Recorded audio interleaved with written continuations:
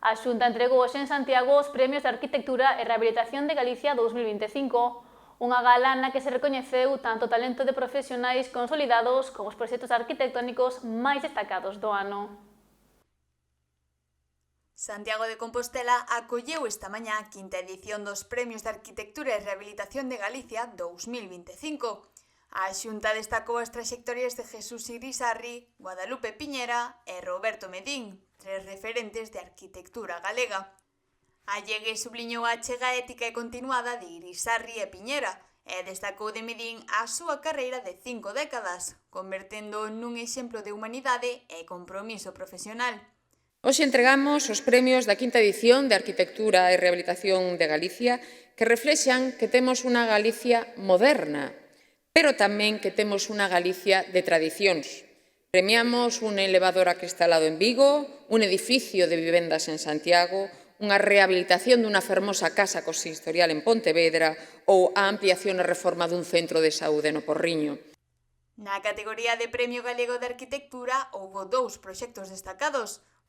Por un lado, o Halo de Vigo, unha obra xa icónica na cidade asinada por Alexandre Mouriño, José Carlos Núñez de Oliveira e Miguel Sacristán Montesinos. Na categoría de Rehabilitación, o premio foi para a restauración interior da Casa Consistorial de Pontevedra, realizada por María Gracia Amandi e Dionisio Jorge de Uña. En sostibilidade, as arquitectas Cristina Ezcurra e Cristina Uzande destacaron coa reforma e ampliación do Centro de Saúde de O Porriño, que ofrece agora espazos máis amplos, modernos e humanizados. A conselleira destacou o papel da arquitectura como unha profesión versátil e innovadora, clave no acceso á vivenda, na rehabilitación e no desenvolvemento urbano de Galicia.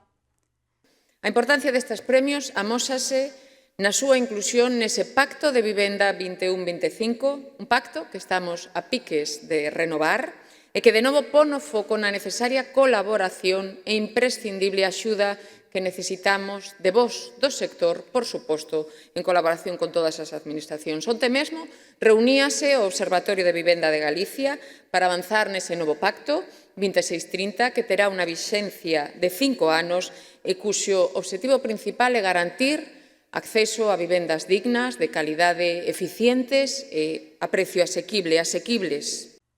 Uns galardóns que, un ano máis, poñen en valor a creatividade e a excelencia da arquitectura galega e o seu papel fundamental na transformación e modernización das cidades e vilas do país.